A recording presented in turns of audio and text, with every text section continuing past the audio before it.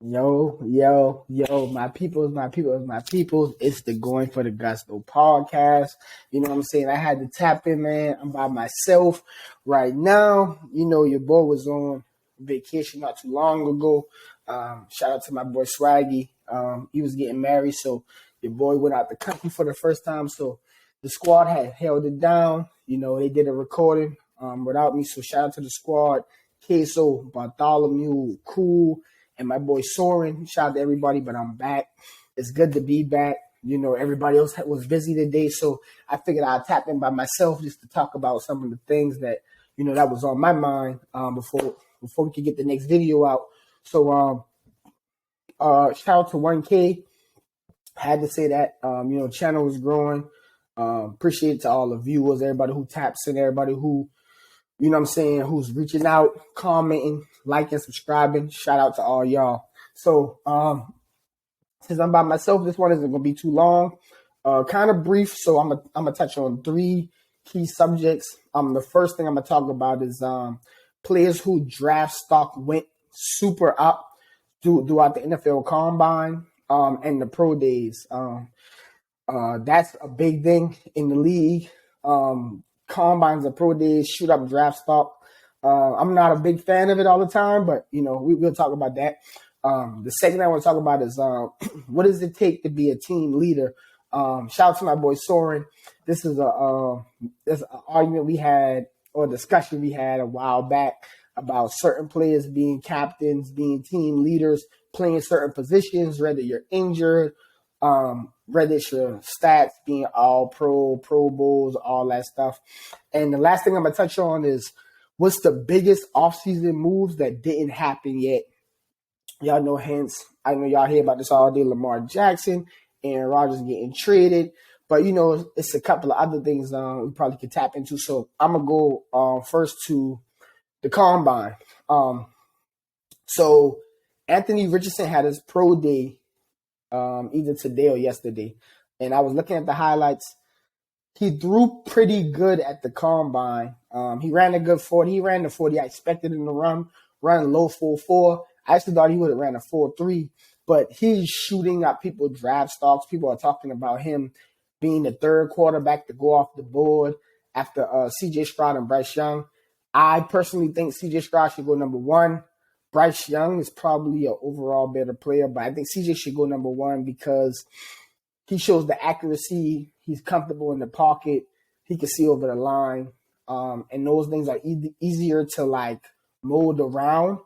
But Anthony Richardson, he has the arm talent. He threw a terrible passing percentage back in college.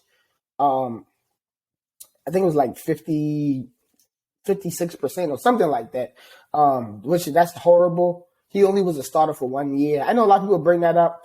I don't think that's the biggest of deals, but I understand it. Like, you want someone with that kind of experience, that kind of been playing it for a while, but his draft stock has just went up. I know they already had him as going top 5. A lot of people was big on Will Levis out of Kentucky, but what can you say? Like, he had a good combine. He ran good. He jumped good. And he threw the football deep with accuracy. He was accurate deep. He still has to work on his footwork, his arm technique, but he definitely has the throw power to go down the field, do whatever he need to do. Another one that's big for me is Jamar Gibbs, the running back out of Alabama. I thought, and it's not just because I'm a Texas fan, but I thought Bijan was the runaway best running back in the draft. Jamar Gibbs did so good at his pro day that a lot of people are moving him up the draft. But I even saw a couple of mock drafts where he actually went in the first round. I was like, whoa, that's a little crazy to me. But I saw the mock draft, so he's shooting up people's draft board pretty high. He can catch about the backfield. A lot of people comparing him to Alvin Kamara. They're about the same size. He has good hands. He has good wiggle. I still think Bijan will be the first one to go off the board. But shout out to Jamar Gibbs, man. He's working his way up. Who else? Who else shot up? The tight end the tight end out of Georgia. He's going up because at his size 6'7", like 260, he ran 4.6, and that's good for that size and weight. He's a pretty good blocker. They play in the SEC, so he has to block a lot. He's not the greatest of route runners, but with his speed and athleticism, they can kind of turn him into one. He can do his thing. So shout out to him. Christian Gonzalez is the cornerback out of Oregon. I saw he was like number one on people's boards at first, but then he like came a lot down. At one point he was like fourth. They had like Joey Porter over him and Devon Witherspoon, who I still think I think Devon Witherspoon should be number one. I like Cam Smith out of South Carolina, but he came down. But Christian Gonzalez did so good at the combine, they moved him back up to number two. So they bump him back up over Keely Ringo, over Cam Smith, over a lot of these guys. So Christian Gonzalez had a good day. He ran 4.4. That was a good time for him. He was fluid with his hips, flipping his hips, catching the ball. So he did good. So those are a couple of players I saw that kind of did really good at their pro day / NFL combine that helped their draft stock either kind of stay where it was, go up a little bit, go down. Now, I will say this. I'm not the biggest fan of people moving up and down from the combine. I like to look at the film, watch the tape. A player's stats is what they are. They did what they did. You can try to move the needle by saying they can project to be this, but a lot of times in my mind, the players end up being who we knew these players to be. Like what they did on the field in college, is what they're going to do in the NFL. So that's pretty much how I'll end up ending that segment. And so next, we were talking about team leaders. So me and Soren had a conversation actually on the pod at one point in time, but we also talked about it off it. He was like, most of the time, the person that calls the defense, the captain, that's not always the same person that's the leader, but sometimes they end up being the same person most of the time, because once you end up being a captain because of how you lead and, calling the defense or calling an offense from positions that can't see the whole field. So if you're a captain and you play on the offensive line or the defensive line, right? He is not a big component. And, I would love y'all boys. I know my boy will be back on here soon. Whenever we get some time, me and him are going to chop it up again. But he's not a big proponent of a player that plays like defensive tackle calling a defense, because, the safeties and corners can see more of the field than what he can. And my argument to him is that it's not, the call is coming in from the defensive coordinator, and that call is what the call is going to be. Obviously, he communicates with everybody. He can see the jumbotron at the end of plays. They show replays, and I think that player, based on intensity and just leadership alone, they can be a vocal leader, regardless of just calling the plays or anything like that. They can be a vocal leader of that team. They can, they're the kind of players that can get a big sack. One of my favorite movies, right, which is a good reference, is Friday Night Lights. And in Friday Night Lights, the guy that plays the defensive end, when they're in the championship game and they're getting destroyed in that championship game, it's bad. And he decides they call him Preacher Man, and he doesn't talk a lot, but in this game he comes in the halftime locker room, he's yelling all that, and he hypes up the whole team. And so I just think what it takes to be a team leader is just someone who's consistent, someone who's dependable. I don't think the position matters. I think calling plays on the field, that depends on if you have one of those defensive coordinators that allow a certain player to adjust plays on the field. That's a little different, right? Of course, you need a safety or a linebacker to adjust the play, because they're kind of in the middle. They can see everything. But as far as just your overall impact on a team, I think is big. And so this conversation kind of started with a player like Calais Campbell, who was on the Ravens. We were kind of talking about that.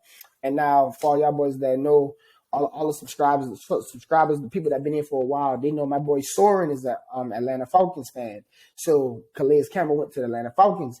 I think he's going to bring a certain kind of demeanor and energy to that team that can't be reciprocated by any and everybody, you know. So I think that, and also another kind of part of this conversation we were talking about was we were talking about, like, if you're injured, if you get injured a lot and you're being a leader from the sideline, which, you know, I'm a Washington fan, and so we were talking about Chase Young. Chase Young has been a captain since he was a rookie, but he's missed a lot of time, and I still think he leads very well from the sideline. Like, vocally, he's at practices, even though he's hurt, he's not practicing within himself. He's showing his commitment and dedication to the team.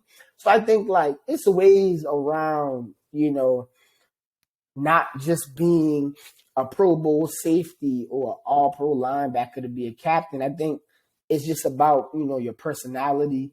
All those things get mixed in. Like, how do you address the team?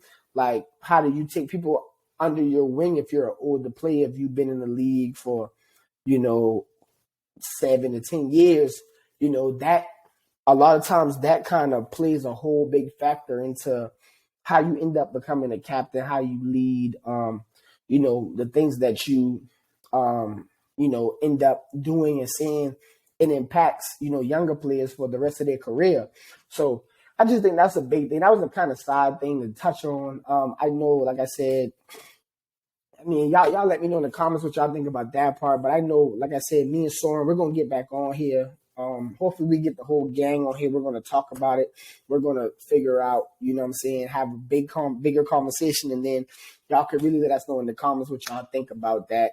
If it's worth it, if it's not, if y'all feel like you gotta be Ray Lewis or Ed Reed or Troy Polamalu or one of these guys to lead a team, or do you think, you know, the James Harrisons of the world or the Dwight Freeneys, a couple of guys that played positions where they were pass rushers, but they also had that C on their jersey for captain, you know? And so the last thing I kind of want to touch on, right? So the biggest offseason moves that haven't happened yet. So the offseason has been going crazy in the NFL this year. I don't think since I've been alive, I've seen an NFL offseason this crazier. The trades, the signs, the people that aren't getting signed, like this much quarterback movement.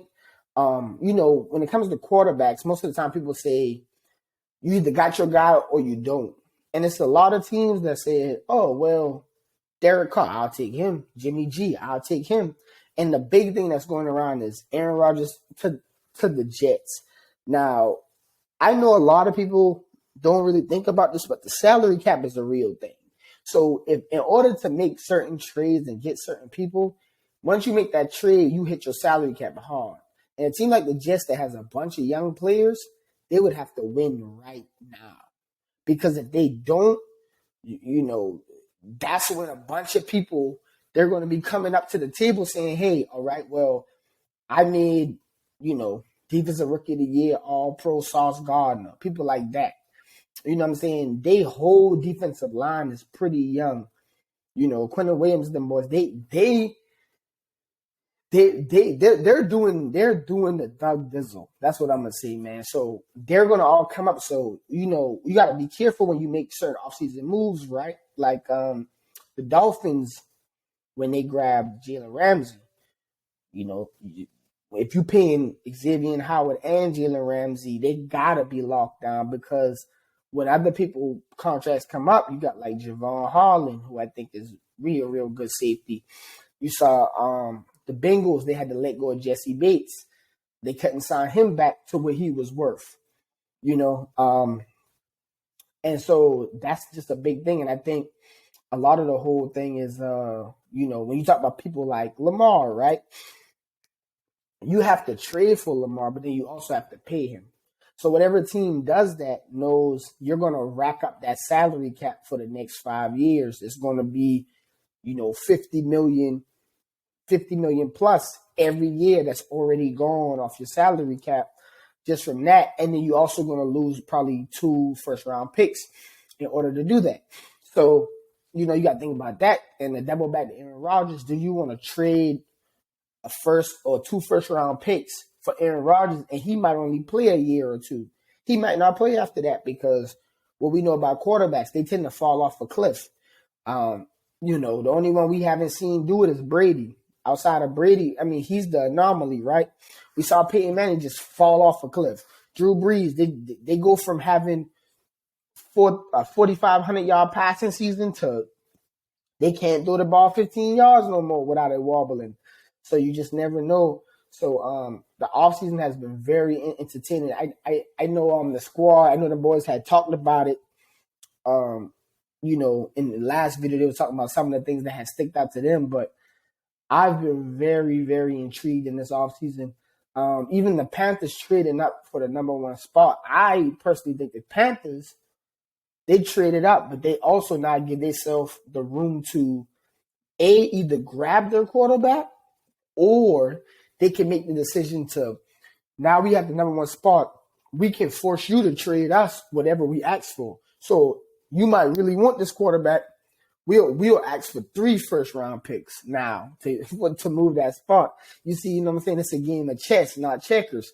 So I just think in this whole thing, man, it's been very entertaining, man. I'm very stoked to be back. This off season is going to be lit. We have a lot of videos we got planned for y'all coming out. This video probably going to go on the Clips channel, but if it's on the Clips channel, make sure you subscribe to the main channel. And if you're on the main channel, make sure you subscribe to the Clips channel, man. So that's how we're going to do it. You know what I'm saying? It's been your boy Boom Bam. It's good to be back. I'm excited about football, man. I'm happy to talk about football again. I know basketball is cranking up, the playoffs cranking up, so I'm going to be tuning in just like everybody else. But, you know, we're going to still bring this content, man, because there's always going to be a trade, you know, a general manager, you know, players, contracts, all that stuff is going to always be going on. So we're going to try to stay as consistent as we can and keep bringing y'all content and keep doing our thing, man. So this your boy, man. This the Going for the Gusto podcast, man. And I'm out, baby. We gone.